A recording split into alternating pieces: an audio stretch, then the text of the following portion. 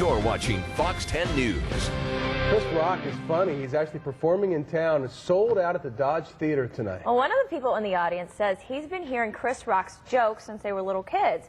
Yetta Gibson talked to him tonight and has the story. Yetta? Yeah, there's a packed house next door at the Dodge. Folks lined up around the building to check out Chris Rock tonight. But one of the fans over there, as you said, says he knew Chris before he hit the big time. But he didn't realize until recently that the Chris he grew up with is the same Chris who's a famous comedian now.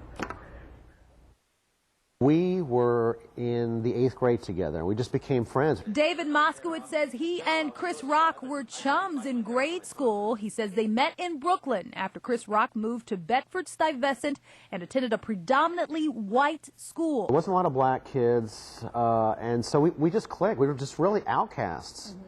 And we just clicked because of that. I got beat up every single day. I got beat up every day. When this story aired, David Moskowitz said he hadn't talked to or seen Chris in 25 years. I'm listening to this interview, and he's talking about growing up in Brooklyn. My best friend would end up being a white kid. Always. Normally a Jewish kid. And then he's talking about hanging with the Jewish kids, and one of his best friends was a Jewish kid, and how they got noogies. You know, here, Moskowitz, pow. Moskowitz, you know.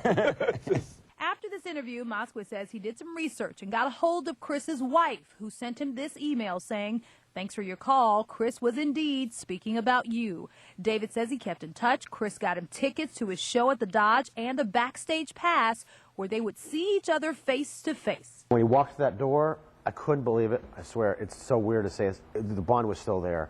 David says Chris recognizes him often. Here are two of their accountants, Murray Sugarman and David Moskowitz. And Chris's sitcom, Everybody Hates Chris. Well, have you noticed Chris's best friend on the show? I got to be me. I'm going to ask him tonight. So you're going to meet him tonight? Meet him tonight. You're going to ask him what? I'm going to say, hey, Chris, tell me, was that kid based on me? I said, I'm not going to sue you. Don't worry. I'll sign something. Don't worry about it.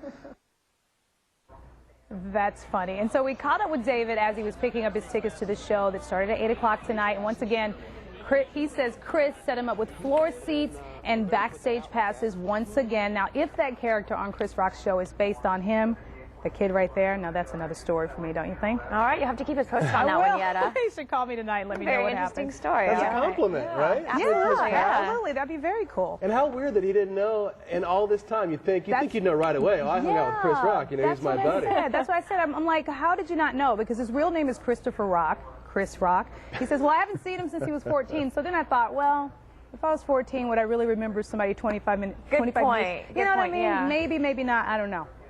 All right. We'll see. He finds out on Larry King. Thanks, Yetta Gibson, thank you. You're watching Fox 10 News.